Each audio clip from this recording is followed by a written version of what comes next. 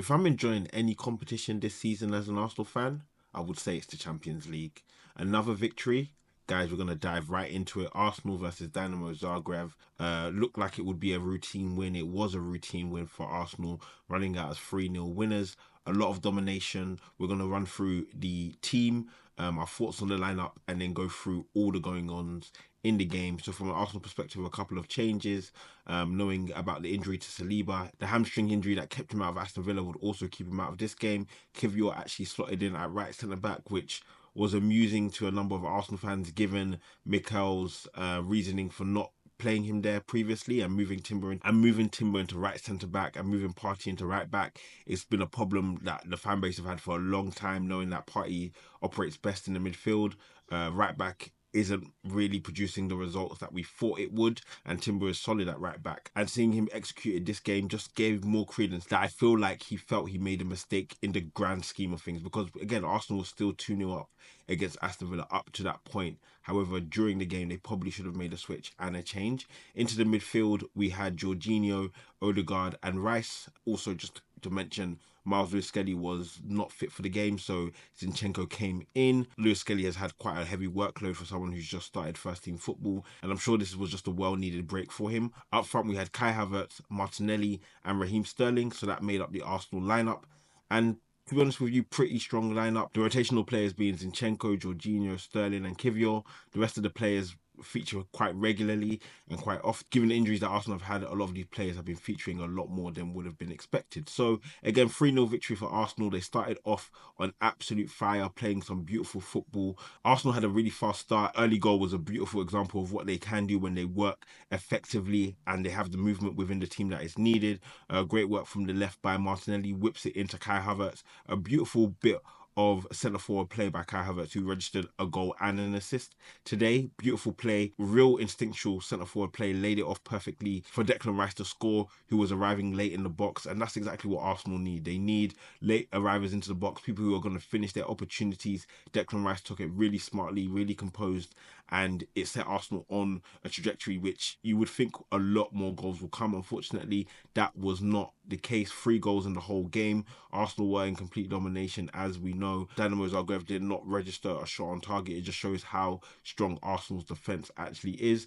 But the ability for Arsenal to be clinical and take their chances is something that's probably still up for question. I feel like this game, the effectiveness of the chances that we created were not at the same level as what we had maybe against Man United. Some of those gilt-edged chances. However, with the opportunities we had, I would have liked to see us extend this lead to maybe 4 or 5, if not beyond.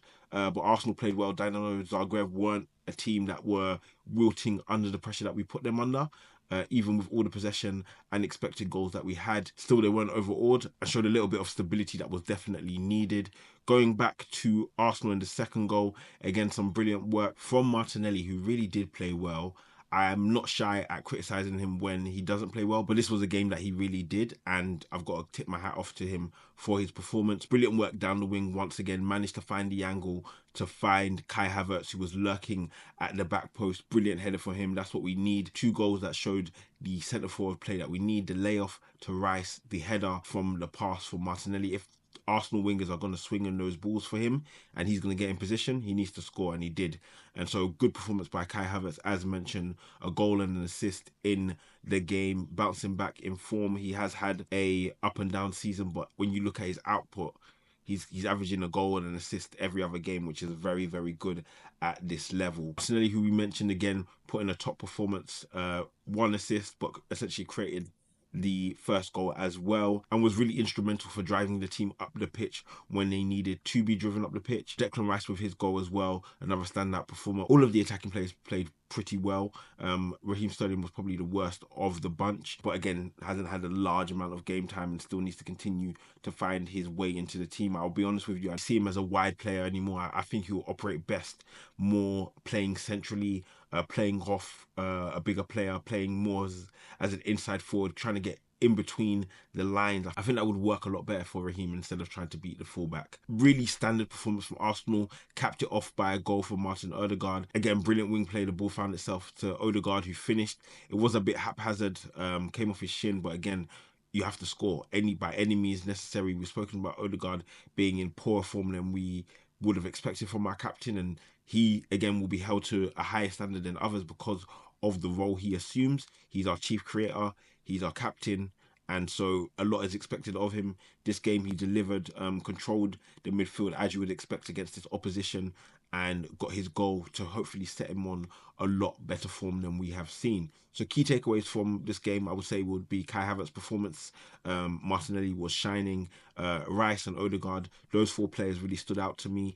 I'll also give Kivior a shout out for how he came in, was solid as well. Even Zinchenko to a degree was good. So all of the players from Arsenal did what they were meant to do.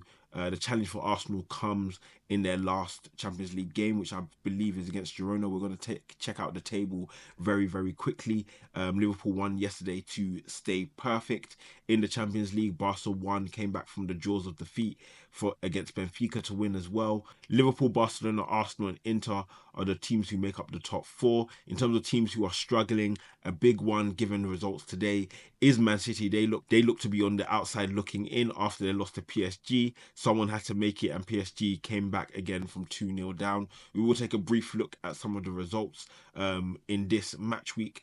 Key ones that we'll talk about: Atletico Madrid obviously beating Bayer Leverkusen, big result there. Bologna beating Borussia Dortmund was a surprise to some, not to me. The absolute brilliant showcase of football with Barcelona Benfica. Really disappointed for Benfica. They put in a great performance, but Barcelona showed their attacking quality. Liverpool ran out as 2-1 winners. Today, if we look through today, Milan win 1-0. Arsenal obviously with their 3-0 victory. Feyenoord beat Bayern Munich 3-0. A surprise to me. I know Feyenoord are very good going forward, but Bayern Munich not to register a goal, not to make it competitive at all is a shock.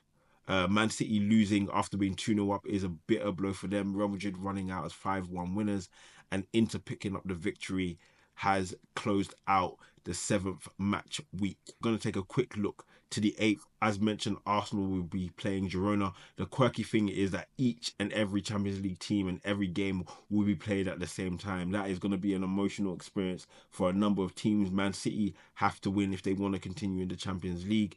There's going to be a lot to play for a number of teams, and a lot of teams will want to end up in that automatic qualification position. But you can see, just looking at the table, that there can be a lot of movement.